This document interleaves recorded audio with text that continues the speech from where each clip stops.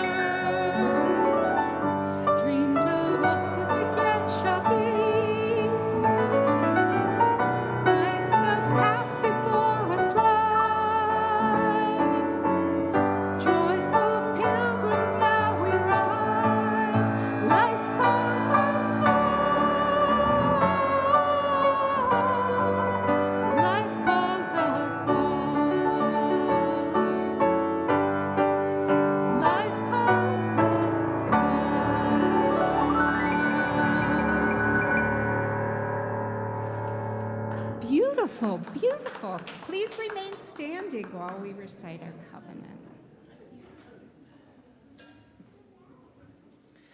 Good morning. Good morning. I'm Mary McManus. My pronouns are she, they, and I am your worship associate today. Join me as we recite our covenant, and Karen Schultz lights our chalice. If you're watching remotely and have a chalice with you, please light it with us. Love is the doctrine of this congregation. The quest for truth is our sacrament, and service is our prayer. To dwell together in peace, to seek knowledge in freedom, to share our strength in fellowship, thus do we covenant. Please be seated.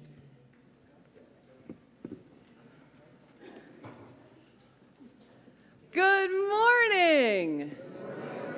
And welcome. Happy Pride to you. Woo! For those of you who don't know us, everyone got excited because that was my very gay wife. Happy Pride to us. And her brand new knee that she just hopped up there like a bunny, right? No matter where you come from, how you worship, how you identify, or more than 34 reasons that I can think of this week, you are welcome here. Welcome home. You're getting it. I'll give you a second. Welcome home. Welcome to worship. Welcome as we explore at least 34 mysteries of being human together in community. We are so glad you're here. I am the Reverend Christine Dance. My pronouns are she and her, and it is an honor to serve as your minister. The Unitarian Universalist congregation of Phoenix strives to be a spiritual community for our time that is theologically diverse, radically inclusive, and justice-centered. If you are new here, we are so glad that you found us. We are way more than 34 years old. Each Sunday is different here, so please come back at least 34 times to really get to know us. And if you are willing and able, would you please be willing to stand so we can know if you are new here? Welcome.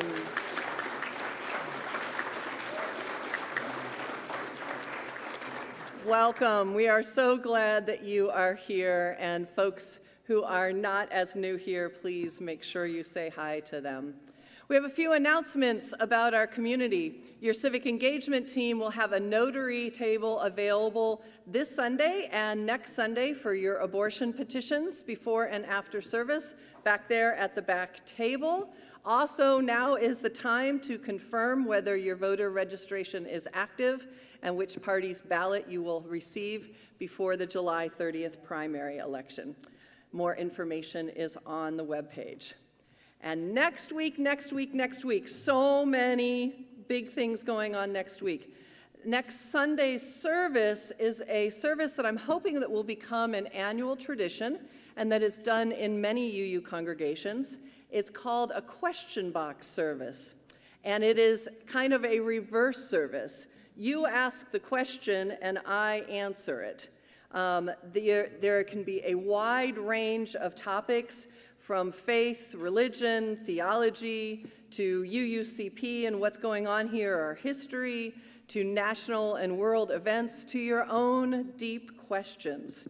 There's a form where you could submit your question in advance on the website, and it will be in next week's Compass in the description of the service, or you can submit it, there will be index cards where you can submit it just right before the service. So think about your deep questions.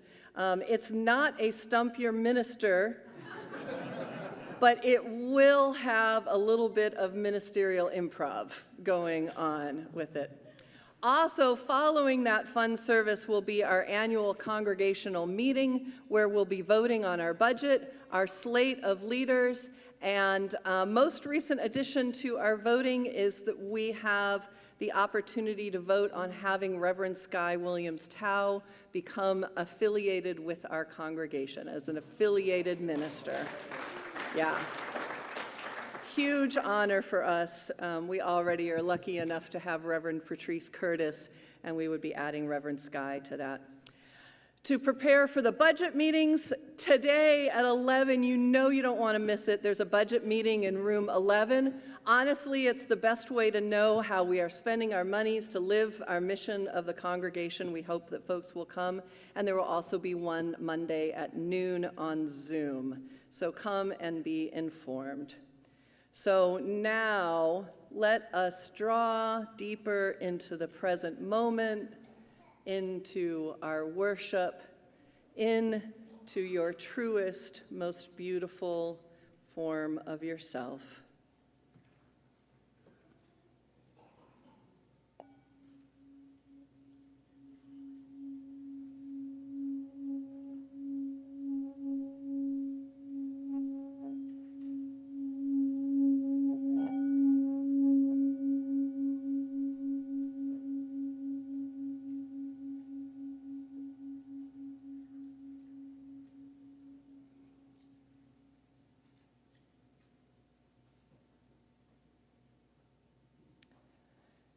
And I welcome our worship associate, Mary McManus, back up to the pulpit. Mary is back after being a youth in the service in this congregation, a worship associate as a high schooler. Mary has just completed college in 2.5 years. I'm just going to brag a minute. And then just spent 6 months interning for Ruben Gallego on Capitol Hill, and is back for the summer, and is headed off to law school in Boston College in the fall. So, Thanks, guys. they're a big deal, and we're glad to have them. And you're doing a service this summer as well, right? Be there or be square on the 30th. Our opening words this morning are from Reverend Sherry Woodbury, written specifically for our new Unitarian Universalist Association values. Again, we reground ourselves here in our highest values. Love is the center and foundation of this faith. Love is the power that holds us together as a community. As we enter into worship, then, let us open our hearts to the healing power of liberating love. Because love is not only something that we receive, but something we practice in community. Let fall away all that might distract us from the wholehearted practice of love. Let us be accountable to one another for doing the work of living our shared values through the spiritual discipline of love. As we continue to listen and learn, to act and grow, may each unfold in wholeness, both deeply loving and truly loved. I now invite anyone who would like to come forward for Together Time.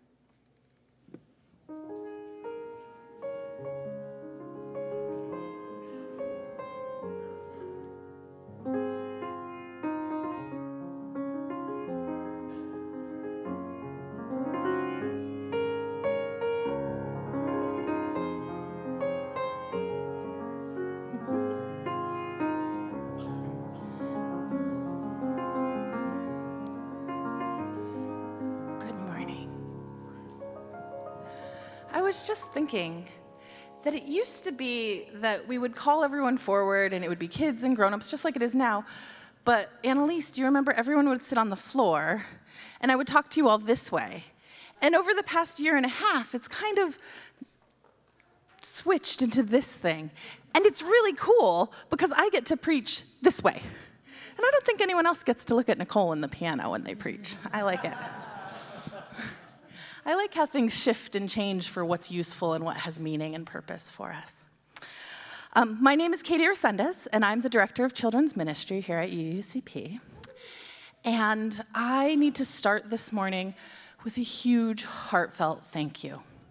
Earlier this week, you received an email saying that we really needed help funding 6 scholarships for kids to come to Kids Camp this year.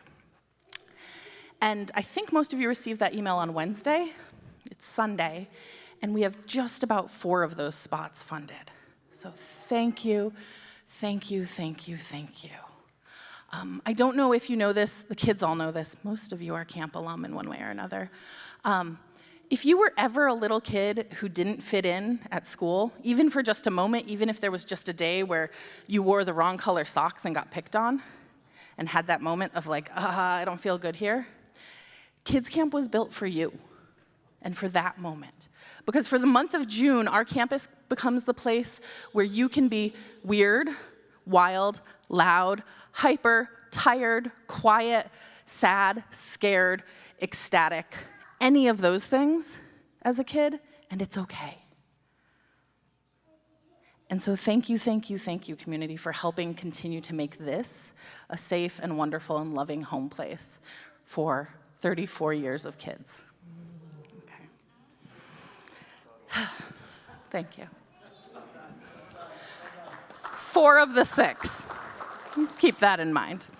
Okay, so let's start out today. I'm gonna need some help. I need a microphone stand. Anyone willing to be a microphone stand for a second? Hi, Colin, can you come stand right here?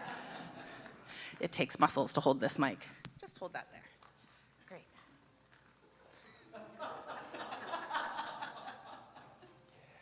Good job.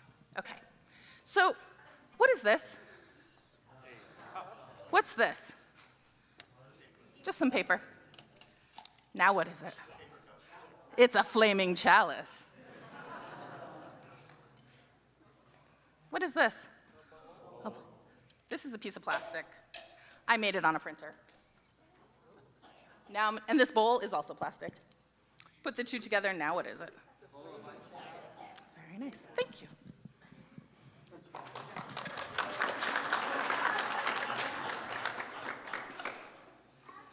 So we know that the flaming chalice is a symbol of Unitarian Universalism, right? And we talk about lots of different things that it might mean for each of us. And kids in our program are usually taught that the base, the foot of the chalice, is our strength and our values, and the bowl is our community holding us, and the flame is us burning forward, right? And ourselves burning forward. There's lots of different interpretations. But to be honest, when we think about where did the flaming chalice come from, it came from paperwork and trying to look official. In fact,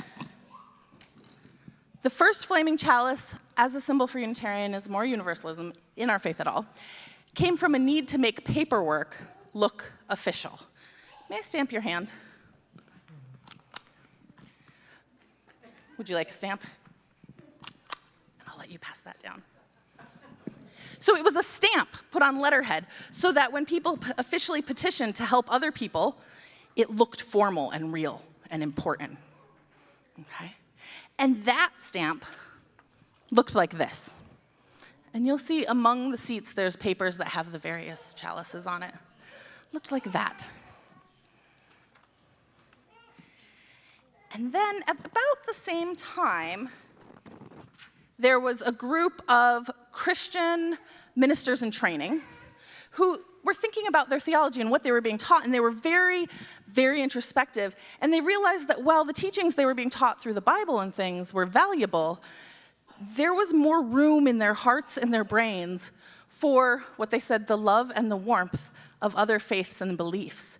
So they created a symbol that made the cross kind of small and off-center, and created a lot of space around it for other things, and a circle to draw everyone in.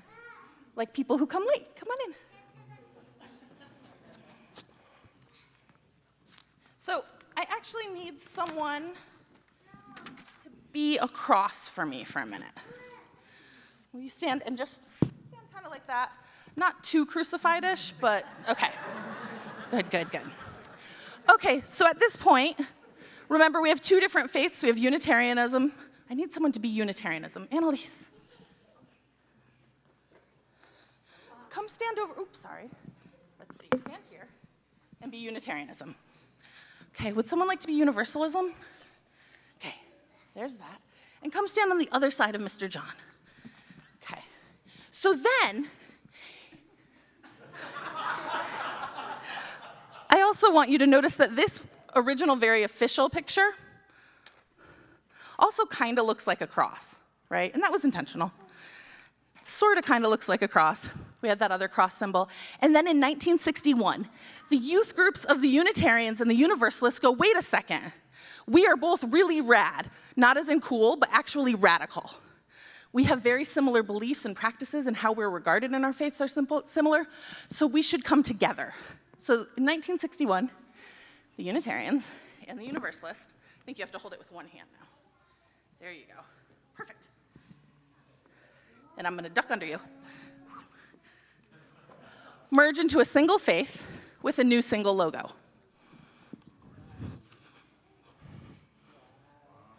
See?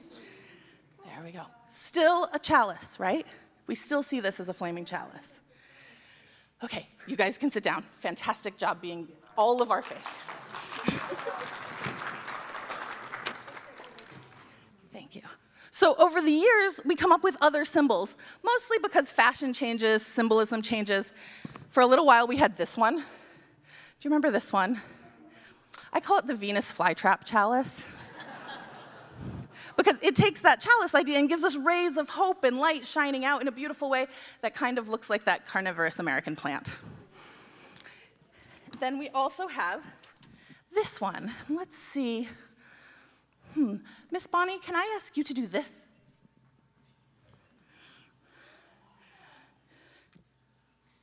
Wonderful and joyful and reaching. Doesn't she look like an amazing tulip? Perfect. Whenever I see this chalice, that's what I think of. Is someone just being like, yes! And it's perfect and wonderful. Back to that original stamp on the formal paper, that was for the UU Social Service Committee, thank you, the UU Service Committee, who has since changed their logo to this one, which I have seen probably 3 times a week for the past 10 years. And it wasn't until 2 days ago when I was researching that I realized that their new logo is 2 hands. Do you see? It's a chalice with hands. Very clearly from the 2010s era. And then we have our chalice. And we have our beautiful 2 circles, our strong-footed chalice, flames, our phoenix, and our olive branch. And it still has that joyful, flaming, wonderful yes to it, right? But every single one of these is a chalice. And we all know that and can feel that. And even now, if I said, Bela, put out your hands. Hold this in your hand. It's just a rock. But now hold your hands like this. And now it's a chalice. Right? Or how many of you have chalice backpack tags or keychains from this past summer? Like this. And it's got a little flame on it. There isn't even a bowl. But you know it's your church chalice keychain. Right? Because we, as humans who are living in community, have these amazing brains and hearts that know when we take an image, we can create meaning out of it. And know that when we have a shared set of values, whatever images or things we decide to gather behind are still symbols of our values and who we are as a community. And we are so, so lucky to have such a cool symbol as a flaming chalice. I mean, otherwise I wouldn't be able to justify teaching match safety to the 7-year-olds. Perfect, and now I'm a chalice. So one of the big, big goals of children's ministry at UUCP is so that wherever you all go in your lives, wherever you travel into your adulthood, if you are having a hard day, if you are sad, if you feel alone, or if you've had something amazing happen and you want to celebrate it, and you are walking down the street and you see a building with a flaming chalice on it, you will know that you have a home there. And that symbol is yours, and that building is full of people who love you. Absolutely. Because you are that part of the flaming chalice too. Thank you, everyone.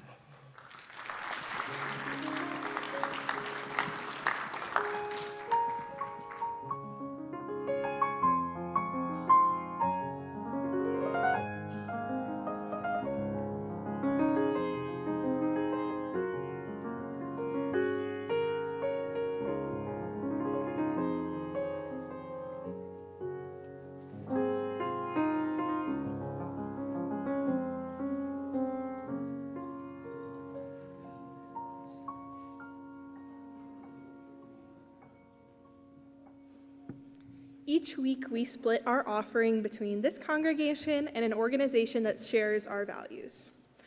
For June, our Share the Plate partner is a Stepping Stone Foundation. The mission of a Stepping Stone is to create stepping stones of success for underprivileged families through comprehensive family literacy programs. Through preschool with parent education and home visiting, they provide a firm foundation for future learning. Through scholarships and internships, they acknowledge and enrich the lifelong continuum of learning. Through regular community meetings with those who share their vision and mission, they promote awareness of the need for such services and a forum to work together. For all that you give, we are so grateful. Ushers, thank you for your willing hands in helping us pass the plate.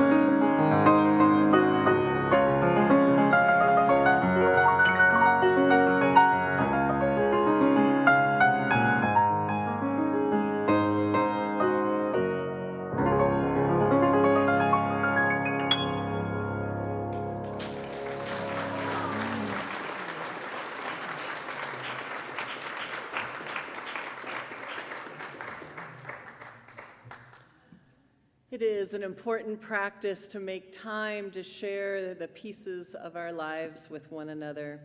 Sharing them together, we can amplify our joys and lessen our burdens. If you're on Zoom and would like to share a joy or sorrow, please type it into the chat with a brief note of what's on your heart today. And if you're in the sanctuary, there are little cards in the back on the table back there I've got a few of them. As we open this sacred time to share in our community, let us open our hearts to the joys and sorrows that we share together and those that are still in our hearts with a moment of stillness.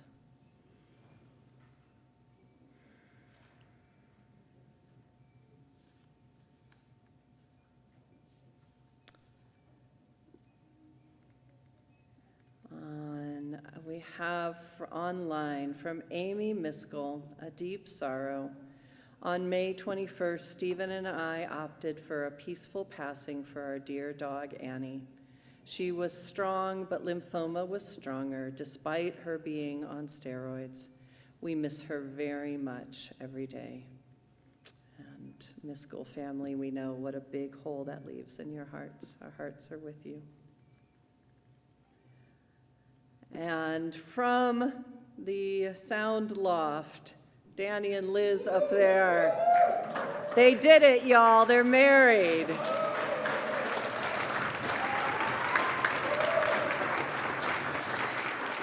Congratulations. From McCall, McCall's right there. McCall, who uses ze, them, and zis pronouns, says, grateful for all of UUCP's continued community over the miles this past school year away. Grateful for the warm welcome back to UUCP in person. We've missed you, but not as much as we've missed you, so welcome back. Pete Krillman has a joy, an anticipated road trip back east beginning on July 1st. He just completed all of the itinerary and is sending it and is excited to be back on the road again. Enjoy with that, Pete. And Bunny Hodis, can you stand up, please? You all need to know what an incredible year Bunny Hodis has had. As president of our board for the 3rd year, she has managed a leaving of the preschool, changing of all kinds of stuff with DVLC, a bunch of things that happened in the congregation, so much planned movement that she's going to be overseeing herself, as well as the regular duties on the board. And all around that, she is also just an amazing human, and it is her birthday today.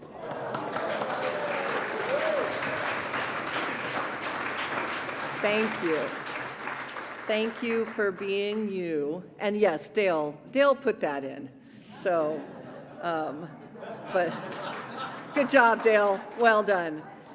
Thank you for everything you do and everything you are.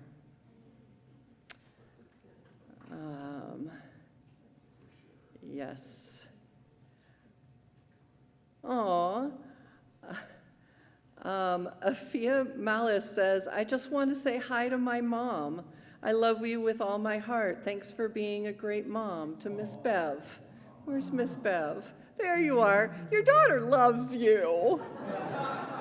She's online right now. That is the sweetest. For all of our joys and sorrows, for those named, and I know there are so many in your hearts right now, in the silent sanctuaries of your deepest beings, we send our love to each other here and online, knowing we are one community.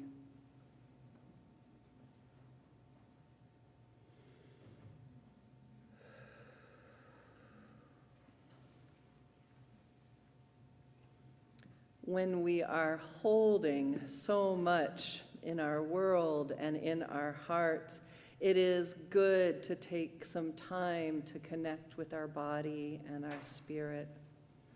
Sometimes this can be the only time we stop and do it in our busy weeks.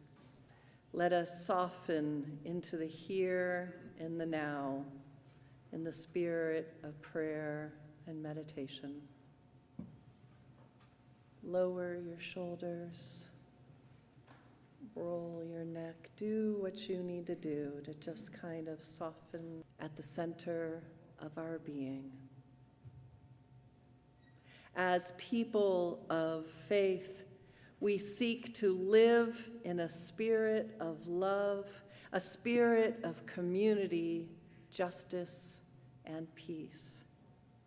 And yet, in so many corners of the world, both far and near, we see divisiveness and hate. If we look deep within ourselves, perhaps we will even find those shadow energies there too. We struggle to respond to the outer world and our inner dramas in ways that manifest love. At times, we fear love will not be strong enough. At times, we may question whether love is really at the root of all things in this world with so much struggle and suffering and discord. We may struggle to hold on to our faith in love, knowing that if all things come from the one source we proclaim, that source must somehow hold hate as well as love, violence as well as peace, evil as well as good. This is the mystery within which we live and die. These are the questions that haunt our days and nights, and yet we are not without hope. Our struggles and our questions testify to our longing for peace, for love. Our very longings are born out of that mystery as we dare to address as spirit of life and love. In the stillness and silence of our own heart, we read the imprint of love, created not by our own will, but planted for us to discover. By what or whom we cannot know, and yet it is there. A clue, a talisman, a beacon, a light within. May it keep hope alive even as we dwell in mystery. May it guide us all as we seek to act wisely and well. May it help us to be vessels of compassion for one another and for our world. May we take a moment of silent meditation and reflection.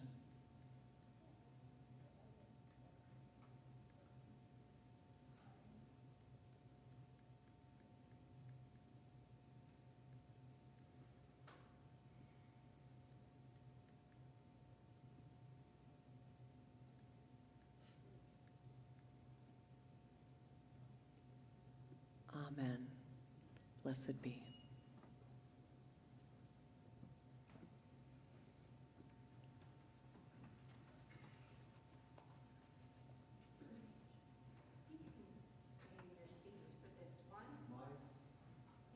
In your seats for this one. We're going to sing this morning, We Would Be One.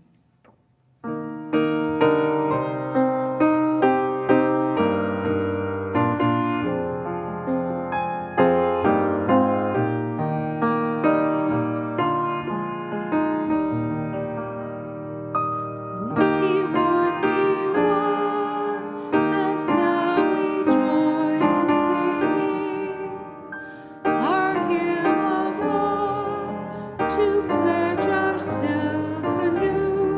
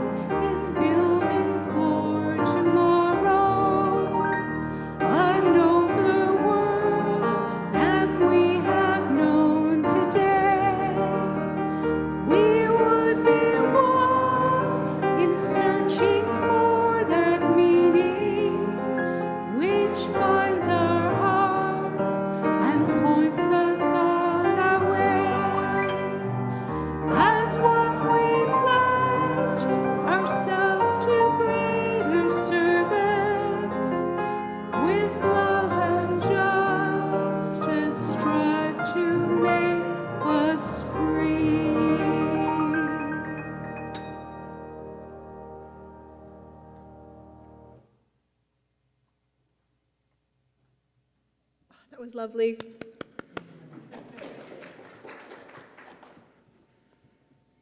So, I've always considered myself to be a moderately competitive person.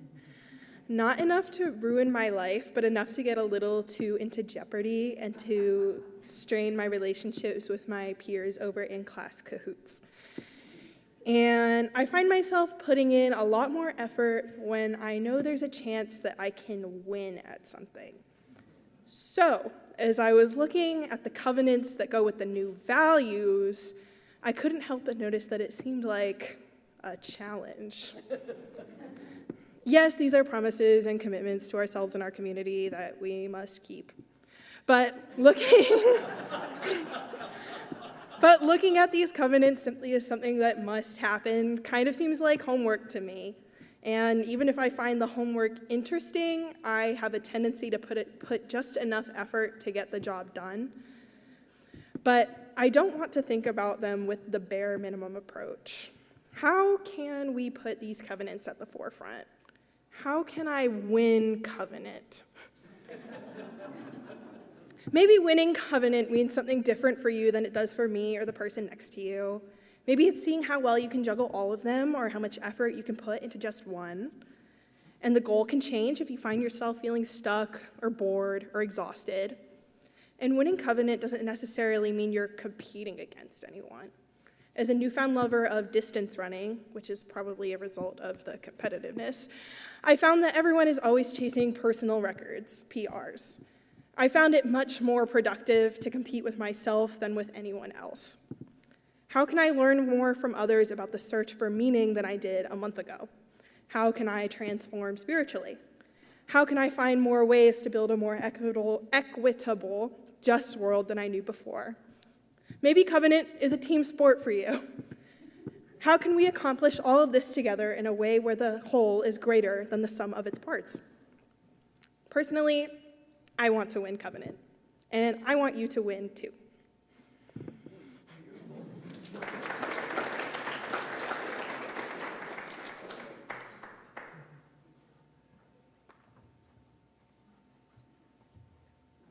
Win too.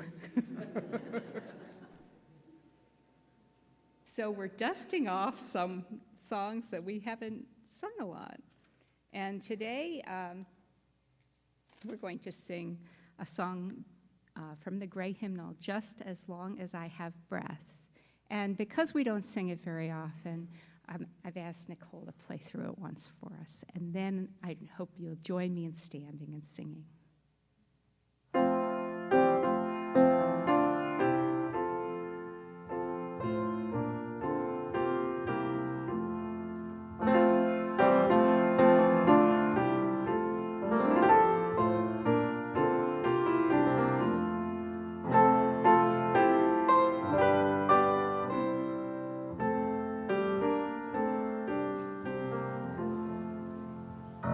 Just as long as I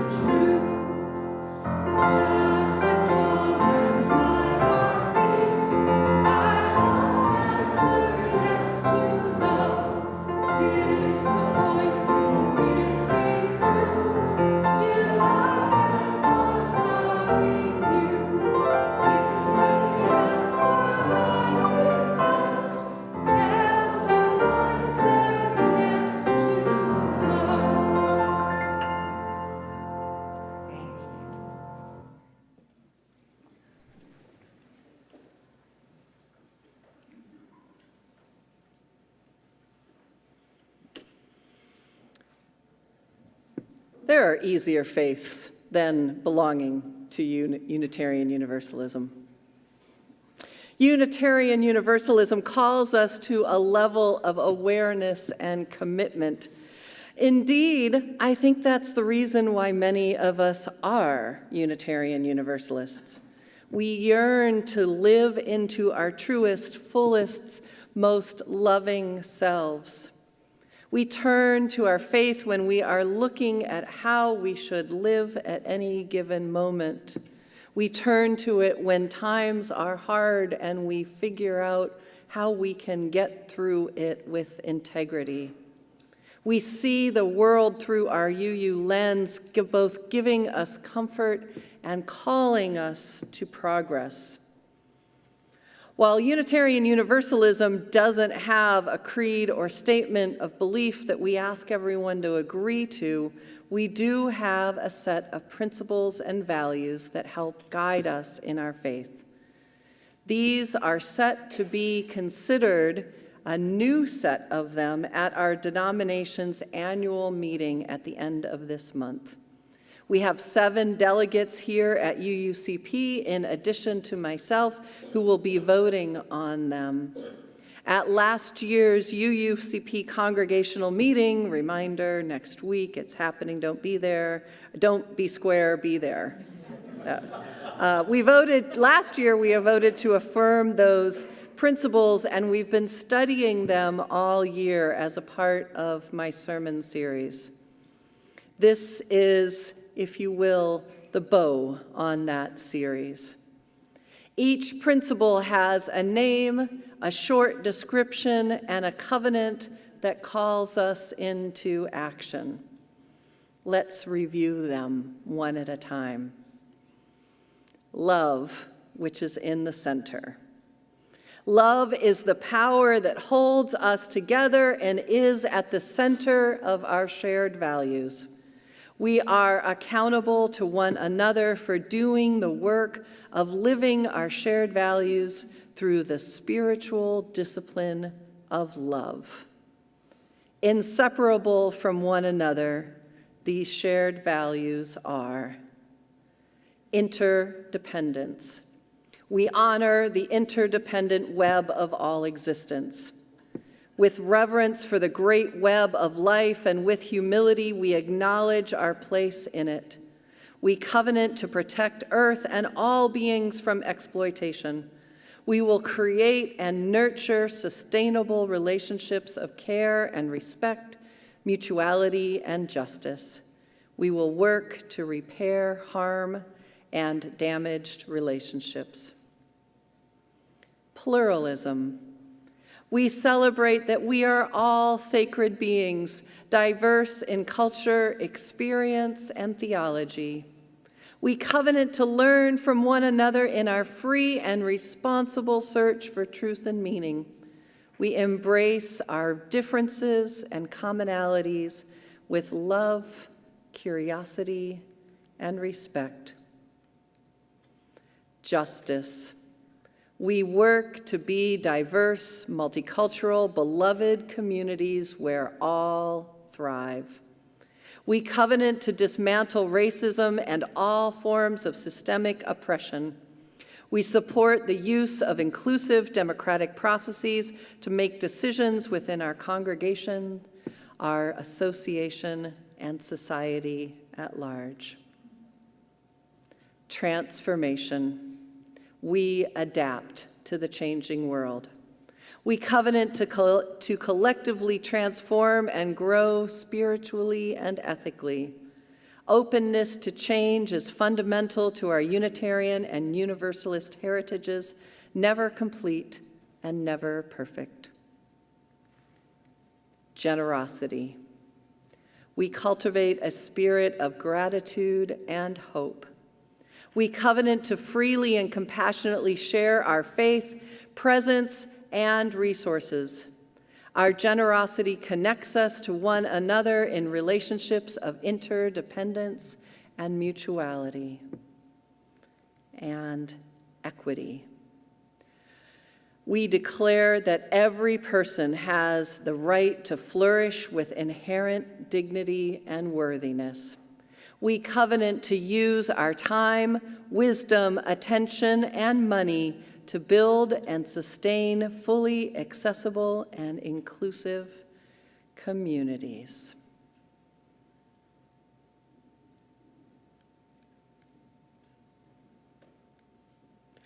There are a few things I love about this. One is that love is at the center.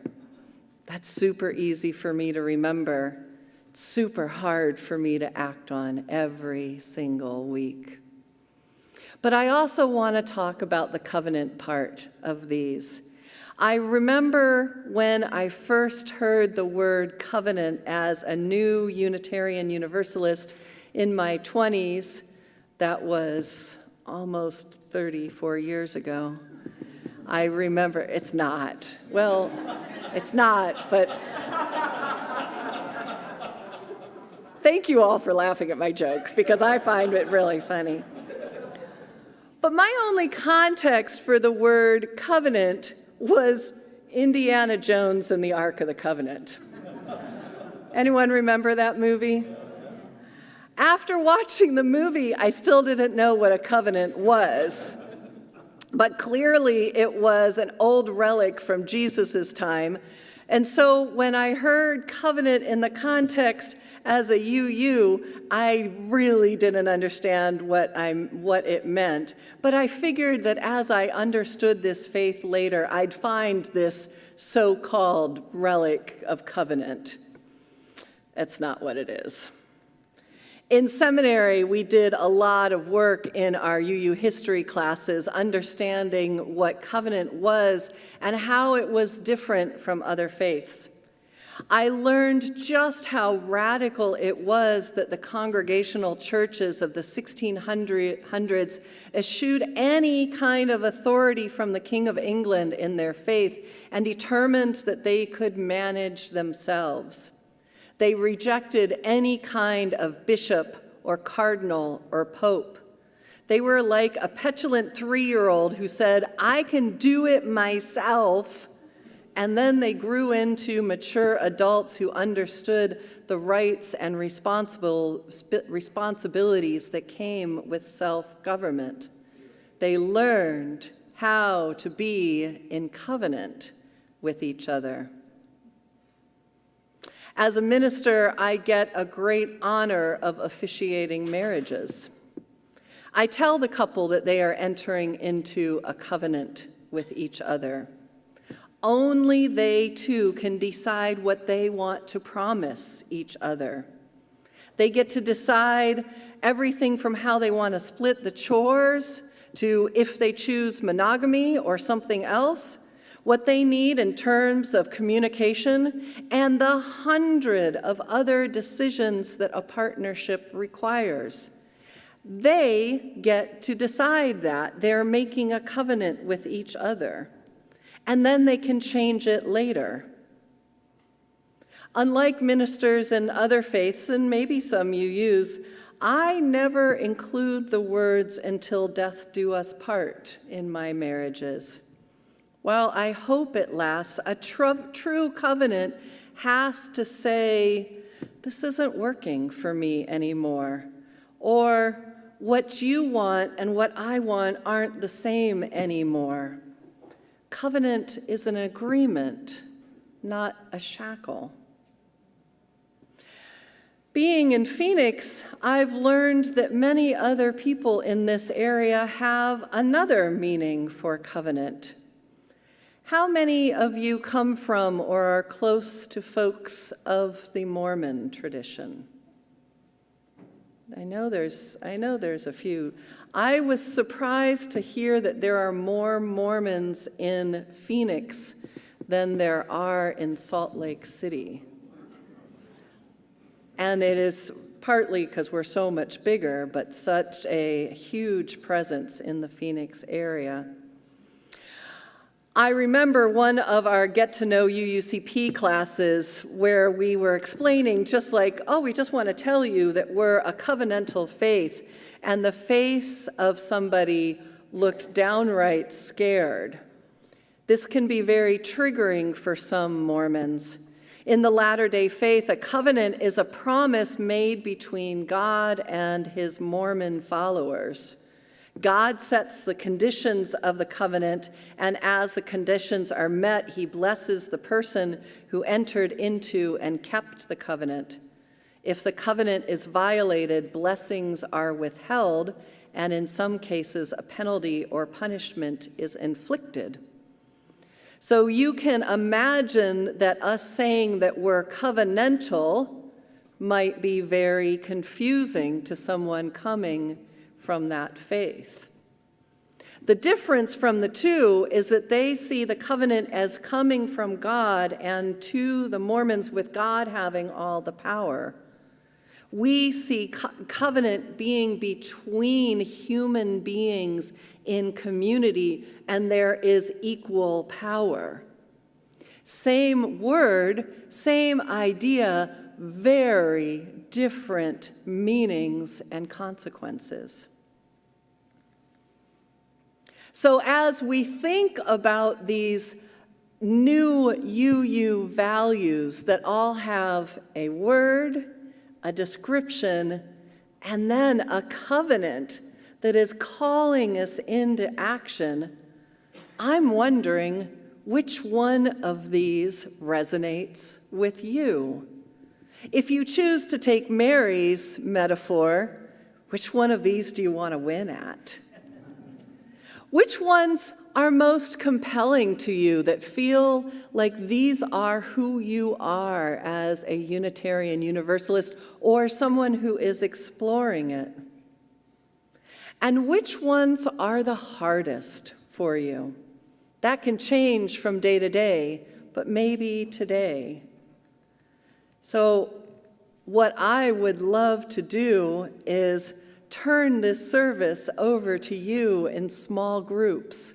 I'm going to give you 12 minutes to talk together. Some of you love this, some of you hate it. For those of you who hate it, I'm so sorry. For those of you who love it, you are so welcome. It's towards the end of the service, so please feel free to move the chairs however you want so that you can hear each other. Groups of no more than 5 people or so. Don't make 16 where you can't hear each other and people don't get a chance to speak. It would be fabulous if somebody was watching the clock so that everyone got a chance. But I would love to hear from you which one is most compelling to you and which one feels the hardest to you. We have a slide with all of them. They're small, and it's got to go through a couple different places, so they're slightly pixelated, but hopefully you can read or you can rely on someone who's got better eyesight in your group. But I'm going to set a timer for 12 minutes and discuss, see how these are living into your lives. Ready, set, go.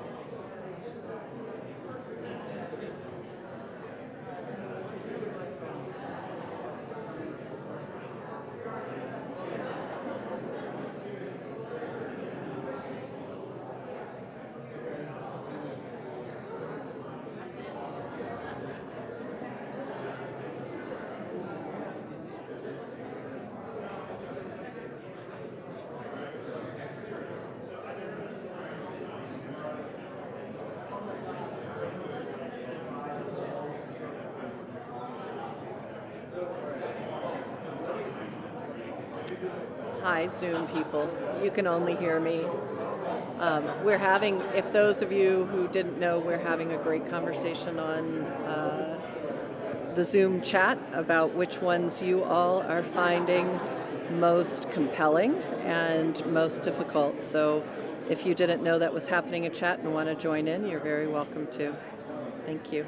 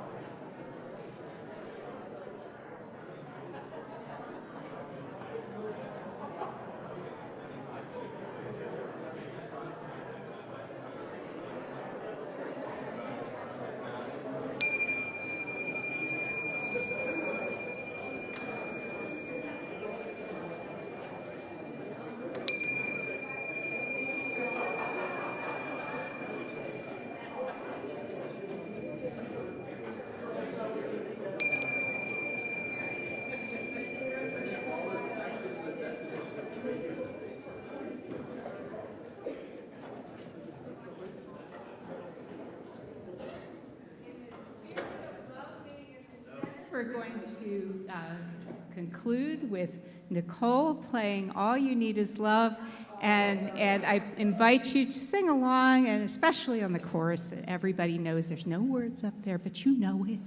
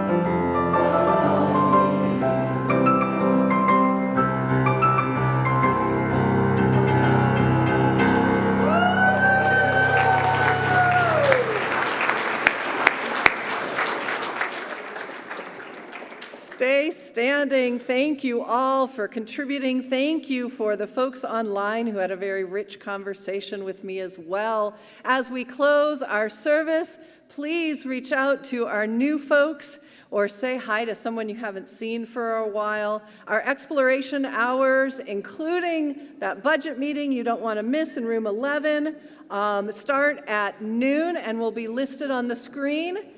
I will also tell you that right now, in this moment, the rooms down, all the way down the hall, are as clean and are as ours as they will ever be in our history.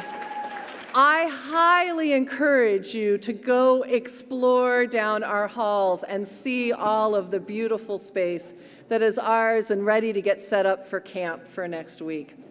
Coffee hour begins as well. It's right across here on our coffee hour. Our closing words are by Lauren Riordan Biardi. May we find love in this place, love in our hearts, love for the broken down, love for the lonely, love for those yet to feel whole, love for those in between, love for those out of our reach. May we find love, add love, and be love in this world. May it be so. Go in peace, go in love.